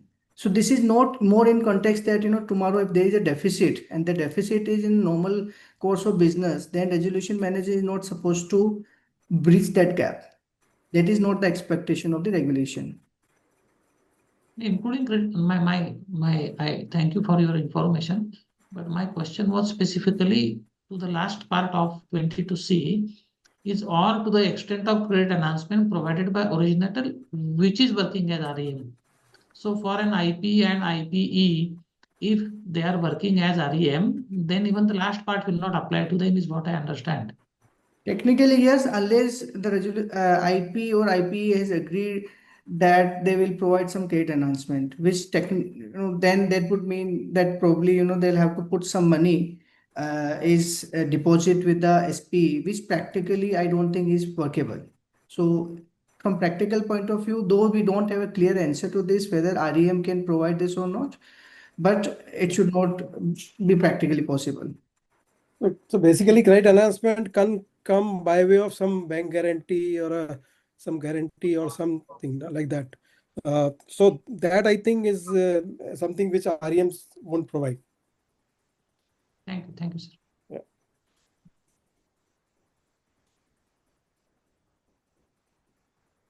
Next slide. So role of resolution manager, he has to be independent. Specialized entities like IP resolution agents. Function of REM, manage recovery, resolution of asset pool, submit periodic progress reports, and suggested reforms, certification of REMs, performance linked compensation, standard reporting templates. So this is what some suggestions we have also made from DSK. So REM's identity is like it fits the IPs and IPs role. They are independent entities. Some suggested reforms is that what we have suggested is that REMs should, or the trust should also be treated as a secured creditor. See, this trust, basically ARCs have one more advantage, which we see some problem here is that SARFAESI Act applies to NBFCs, ARCs and banks. So they can use SARFAESI Act for recovery. But whether this new entities, SPEs, will be able to use that act, right now it's not clear. I don't think it is covered. So then SARFAESI Act has to be amended for that, to cover them as secured creditors. So this is one suggestion we have given to RBI. So that they also have some tools for recovery. Otherwise, it will be difficult for them to recover without any force of law. So that is something to look at.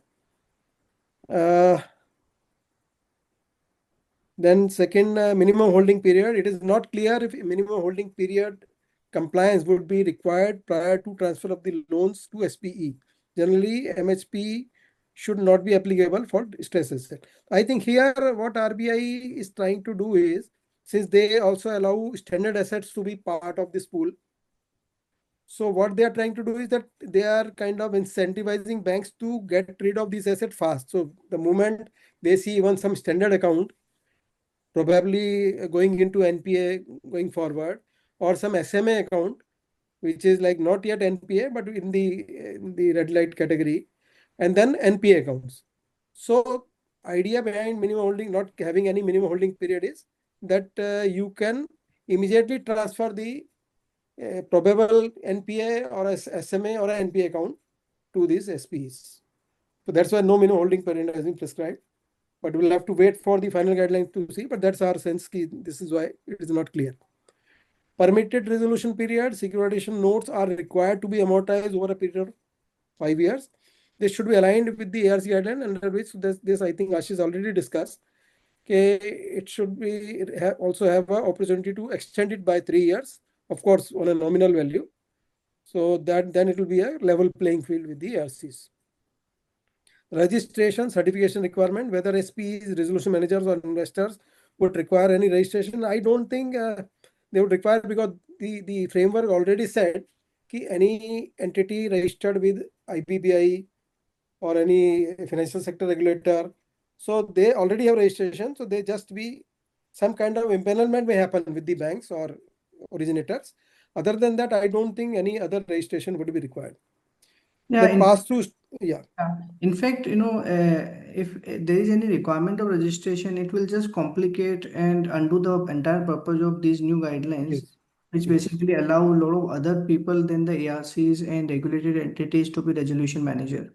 So in the beginning, at least the RBI should not, prescribe any registration certification requirement. Probably after a few years, depending on the experience, something may be developed, but it has to be tested in the market. Yes. And then another area of interest here is the pass-through status under Income Tax Act. So since the ARCs, they have that benefit, so same benefit has to be provided here to these SPEs, so that the pass-through is that facility is provided, and they don't have to incur additional tax on account of being SP. Today, the securitization trust for the standard asset are specifically recognized to have this pass-through under Section 115 TCA.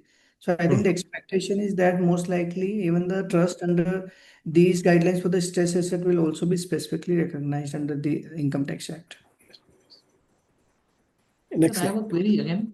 When we were referring to the previous slide, sir, about registration and certification requirements. So again, pertaining to the REMs, there is a very specific provision that REM shall adhere to the guidelines directions issued by RBI, fair practices codes, etc. So for making REMs mandatorily look after those guidelines, etc., it is possible that some kind of registration, etc., might be necessary to enable RBI to issue directions to the IPEs. Otherwise, just by a circular by RBI, I don't think IPs or IPEs can be brought under the umbrella of RBI's directions unless they register themselves or enter into some kind of a contract with RBI. So that was one thing. And second is, will such an action make IPEs working as REMs as RBI regulated entities? Because that wording of RBI regulated entity is having immense repercussions. So these two questions are on my mind. I think, sir, you are correct. It is more basically like the scenario where IBBI wanted to regulate the COC, but technically the COC members are not under the supervisory purview of IBBI. So similarly here, if the resolution managers are not registered with RBI, then RBI may not have any locus to basically do anything in case the resolution manager does not act as per the requirement of RBI regulation. Sanjeev sir, over to you. I think some kind of registration or impanelment, as I said, may happen with RBI. And while doing that impanelment, they may ask for some like this, some certification and then some commitment to follow these FPCs and all that. So that may happen. Next slide. Yeah.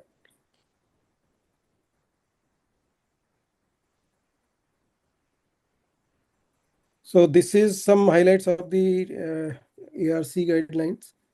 So I think we will go to next slide. So do you want to say something on this, Ashish? So this is just a recap that these are the basically, basic requirement for the ARCs today as per the RBI master direction for ARC, that ARC should have a minimum net own fund of 300 crore, but that is to be achieved by March 2026.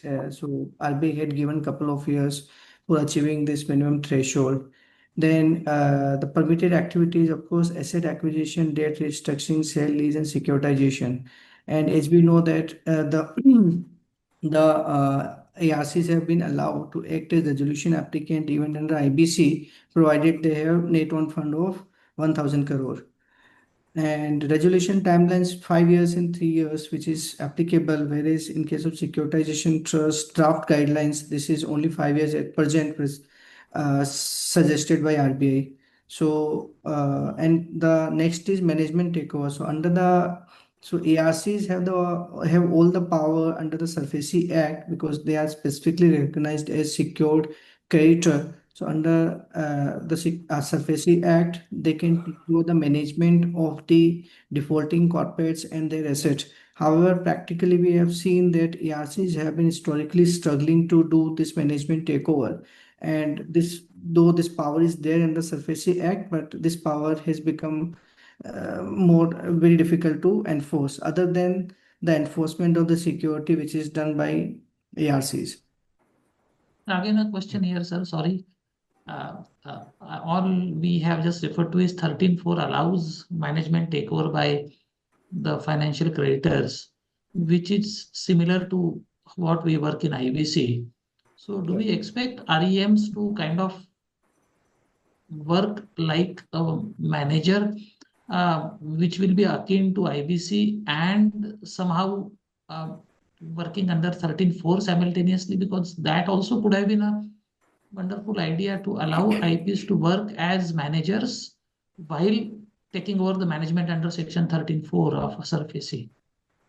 Yeah, so that is the intent. In fact, our recommendation is that the securitization trust, which is formed pursuant to these guidelines, should be recognized as secured creditor, because to take recourse under SARFAESI, first and foremost, recognition as a secured creditor is essential. Once it is recognized as secured creditor, then the manager, of course, can basically take recourse to all the powers under SARFAESI Act, including Section 13(4), as well as all other powers to take over management and control. Because ultimately, resolution manager will be acting as an agent of the securitization trust, and everything will be done in the name and within the powers which will be available to the securitization trust. So this will be possible only after the securitization trust is recognized as secured creditor. Yeah, go to next slide.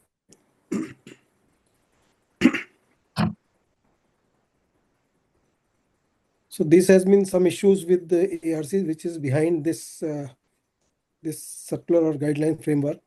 So poor recovery, excessive reliance on enforcement rather than revival, lack of debt aggregation and fresh funding, delay in asset sales, and weak governance and valuation issues. So this is something the SPEs or the resolution managers will have to avoid same pitfalls, due to which ARCs are being provided with the alternative of these entities, SPEs.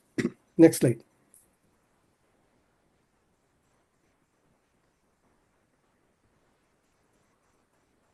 So in terms of basically this ARC committee gave a lot of recommendation. These are 3, 4, 5, primary recommendation. The first one was more basically early stage NPA sale. So if you remember that earlier, the banks and NBFCs could sell to ARC only after the loan becoming NPA. Then initially that was, changed from NPA to SMA2. So at that point of time, then SMA2 accounts were also capable of being sold to ARCs. Then, basis the recommendation of this committee, it was changed from SMA2 to SMA0. So today, banks and NBFCs can even sell SMA0, special mention account 0 also, to the ARCs. Second is, so similarly, if it can, so just to draw a comparison between this and the draft guidelines for the securitization trust of the stress asset. So as per these draft guidelines, 90% pool has to be of the NPA. Probably we can recommend to RBI that it should not only be of NPA, but it should be 90% of the 90% pool should be SMA. So even SMA account should also be basically allowed to be transferred to a securitization trust. Yeah. The next one is the digital auction platform for transparency. So again, this was also recommended, and as all of us are aware that after these guidelines, the banks have also launched that BankNet platform, and that has also become mandatory even for the liquidation cases. So this is also basically outcome of this committee. Sir, would you like to take the remaining one? Yeah. So in this framework, they are allowing the IARCs to be the applicants, but the threshold has been kept very high, 1,000 crore. But I think that should be a recommendation. Why kept that threshold very high? So, and at the similarly, these SPs also can be allowed to become the resolution applicants. So so that they have a level playing field. So one recommendation could be that ARCs, that 1,000 crore should be brought down to maybe 500 crore or say 300 crore, which is the baseline for our ARCs for 26. And then even SPs should be allowed to do their own restructuring. So then they will have multiple tools to resolve. So that is the idea. Okay, once the trust acquired some assets, now they have multiple tools. They can resolve it through SARFAESI Act, as Patwardhan ji rightly said, okay, to management takeover. They can do it through IBC, or they can do it through other modes like out of court settlement, out of court workout. So that would be the idea. the idea should be to resolve in the best possible manner with the lowest cost. So that freedom should be available to these SPEs. Then this SR investor base, something similar also applied to SPEs. Like here, investor base, they have tried to expand. Similarly, the investor base for these SPEs, the PTCs, should be also include pension for HNIs and all. So I think that way RBI is very, very generous here. They have not prescribed anything. Who can invest, cannot invest. Only some restrictions they have done, which again we have recommended from our firm that should not be there. So we want that this should be, because already the threshold is high. 1 crore is not a small amount. Not everybody will invest just like that. So once a person having 1 crore of free floating asset, free funds to invest in this kind of notes, should be qualified and already qualified enough to understand the risk. So that's why we have made some recommendation in that regard. Capital adequacy. Yes. Any question? Capital adequacy linked to recovery performance. So that is another suggestion made by the committee in 21.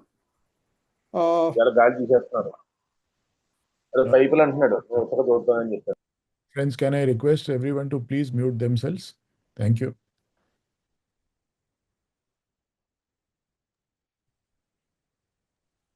Yes, Mr. Pandey, go ahead.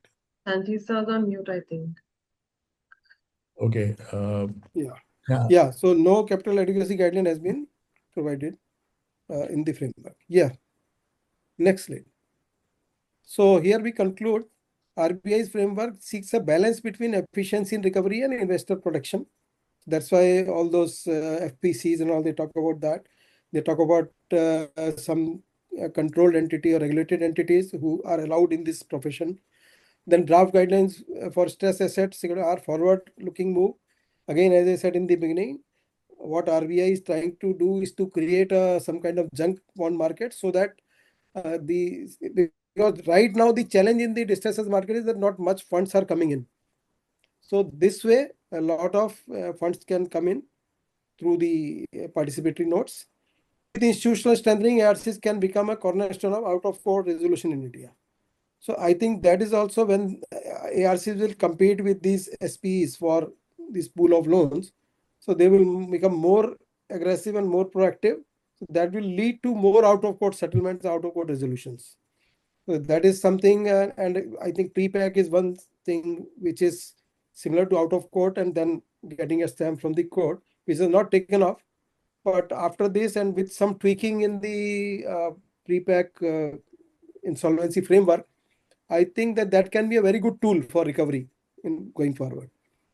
And this is a significant development, as it provides an alternative mechanism for investment in distressed asset space, which is expected to enhance liquidity, broaden investor participation, and ultimately reduce the cost of capital for the end borrowers. So with this, we conclude our conclusion. We are open to questions now.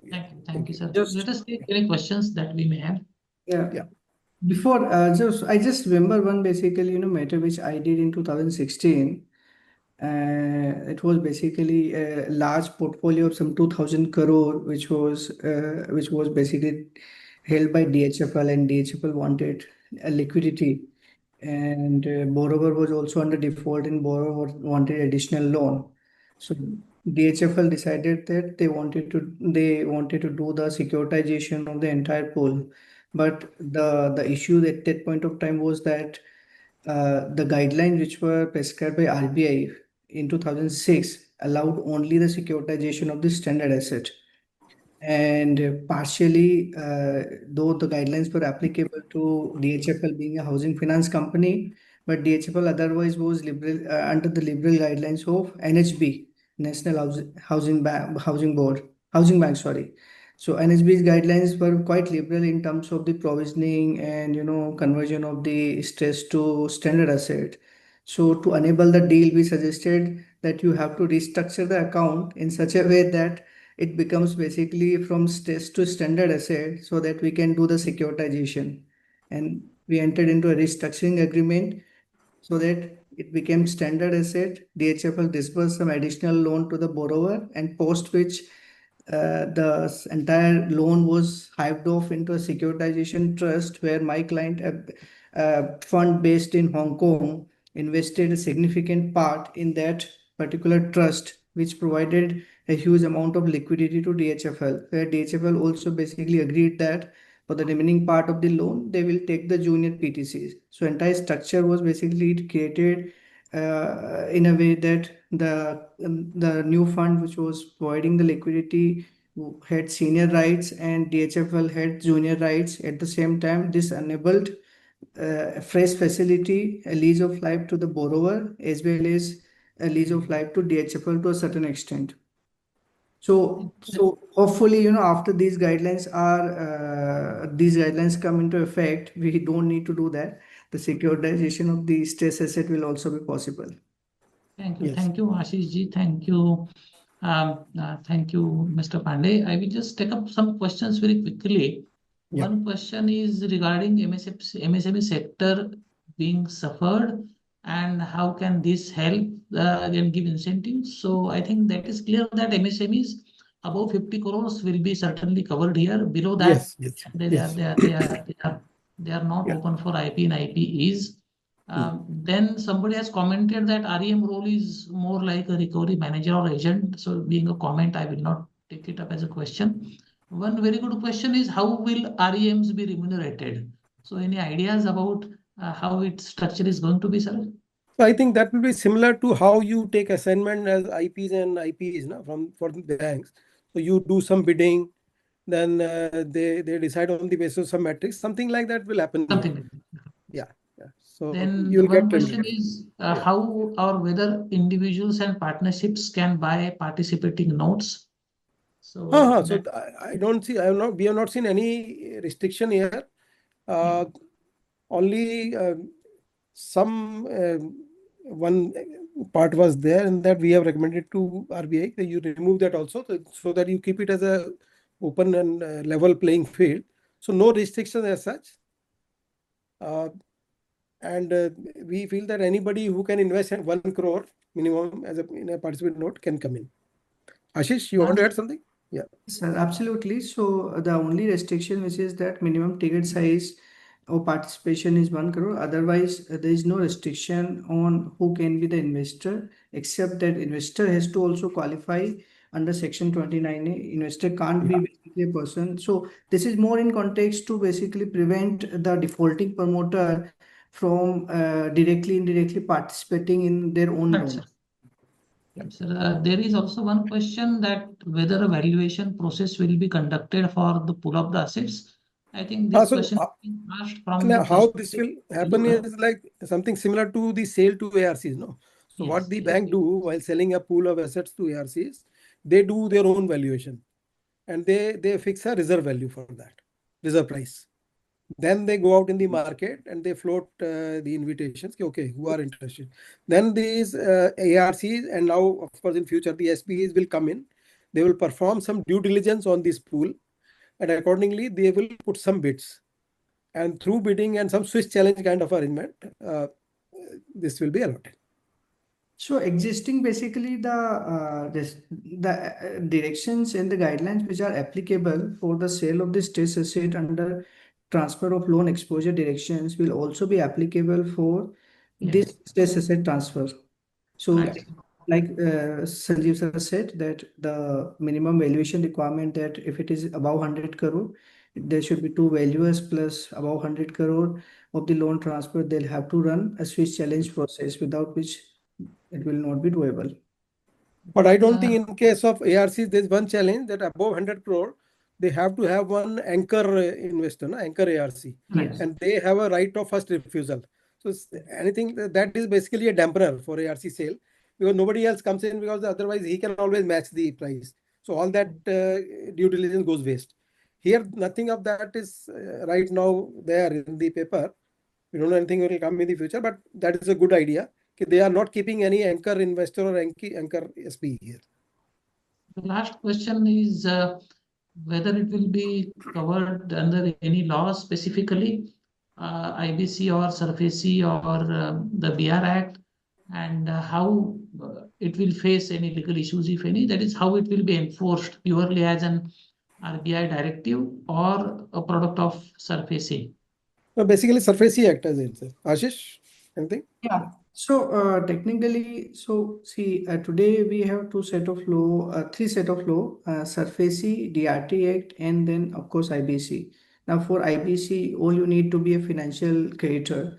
But when it comes to SURFACE and DRT, under DRT, there is a definition of secured creditor who can go to DRT, and then under SURFACE, there is a definition of secured creditor who can enforce the rights under SURFACE. Now, not each and every secured creditor notified under SURFACE Act is also notified under DRT. But if the originator is bank, if the originator is basically housing finance companies which have the right under the DRT Act to go to DRT for recovery, then basis the originator, who is the originator, the rights should be correspondingly available to the securitization trust also. So if the originator is recognized under DRT Act, then the securitization trust should also have the recourse to DRT for recovery. Similarly, if the originator is recognized under SURFACE Act, then similarly securitization trust should also be recognized under the SURFACE Act for the recovery. That's our recommendation also.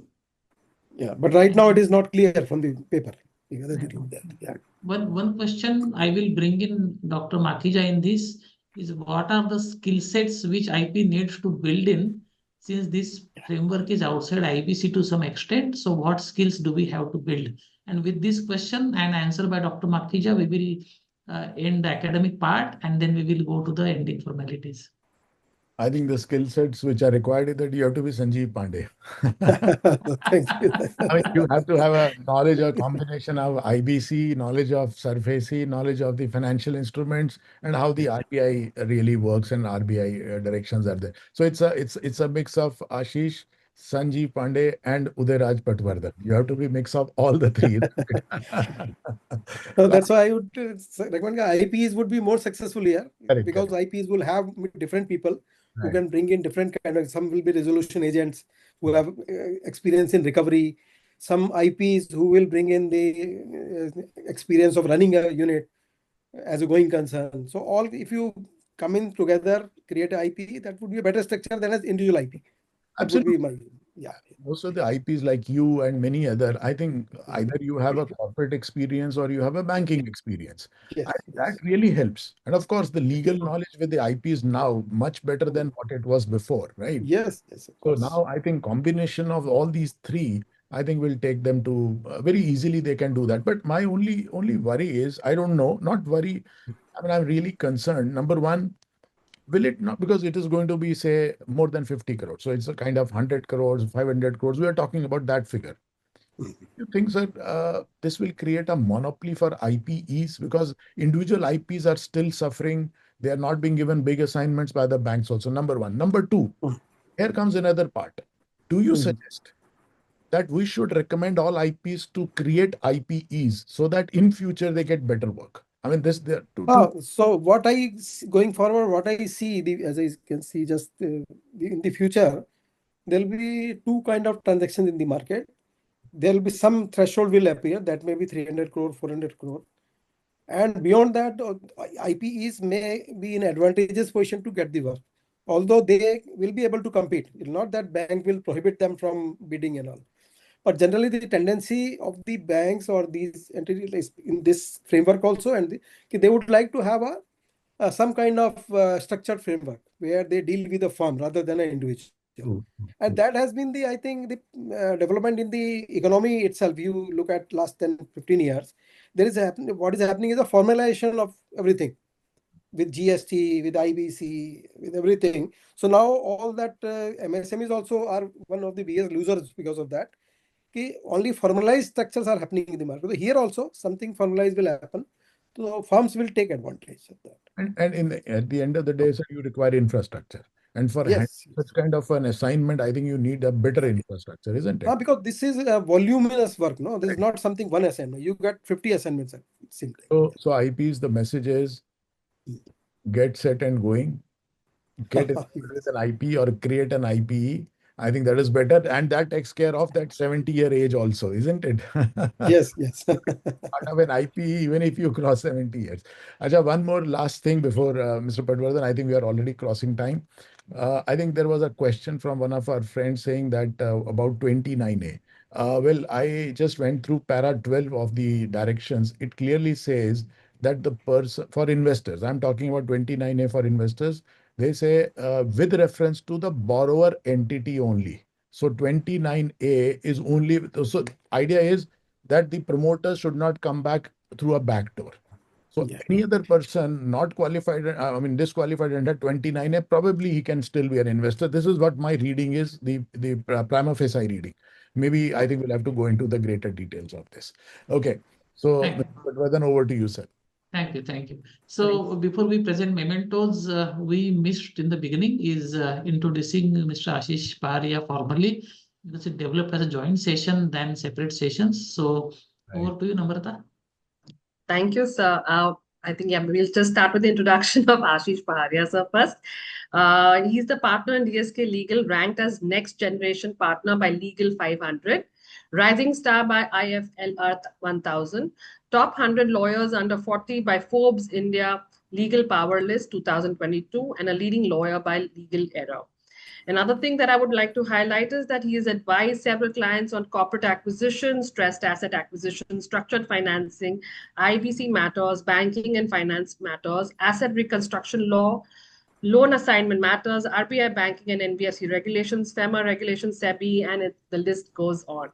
With this, I would just like to now present the memento and request Ashish sir to please take it. I'll just show the screen, sir. Thanks a lot, Namrata, for the lovely introduction. So, yeah, because it was, a joint speaking we never expected. We thought you will be speaking separately. We thought we'll introduce you separately. But anyhow, better late than never. So, on behalf of IPNet, I think we express our deepest gratitude to both the speakers here. Wonderful deliberation on a very, very new subject. Sir, we request you to please accept it on behalf of the entire IP fraternity. Mr. Sanjeev Pandey, this is for you, sir. We'll send you the physical version. We are requesting you to take it on a virtual platform now. Thank you. Thank you. Thank you. And this is for you, Ashish. I think we share the name. Yes. So you will find in your memento two Ashish will be there. Thank you. Thank you very much. And pleasure to be here, Are sir. you sharing the screen, please? Yeah, this is for you. Sorry. So this is a certificate of appreciation for you, Ashish. We'll send you the hard copy along with that memento properly made out. Thank you so much. Thank you, sir. Many, many thanks for the opportunity. Thank you. We'd love to hear from you more. So thank you for sharing the ended knowledge with us. And with this, I would now like to request Suhasini Ashok ma'am to let us know about the announcement for next week's seminar. Yeah, thank you, Namrata, and thank you, IPNet. We from IPNet South, we announced next webinar on section 29A of IBC. We were discussing the importance even in the current session. So I request all of you to kindly participate in the next webinar. Thank you. Thank you, Suhasini ma'am, and wishes to you, best wishes to you. Now I would request Vikas Jain sir to kindly give the vote of thanks. Thank you, Namrata ji. So, good evening, everyone. It's my honor and privilege to extend a hearty vote of thanks to all the esteemed speaker, Sanjeev Pandey sir, Ashish ji, and also special thanks to Ashish Makhija sir for doing this wonderful IPNet, I would say. And because of all of this only, we have been able to get the knowledge enrichment, I would say. And today's event was much more than, I would say, a webinar. It felt like the start of something truly significant, a movement that will shape our professional community in the years ahead. This is very much important for all of us, and we need to be united so that we can work for the betterment of the profession. Otherwise, at individual level, everybody keeps on struggling. I am also thankful to Transition for that and the technical support teams. Thank you once again. Thank you all the participants for being present, and we wish to see you in the next webinars as well. Thanks a lot.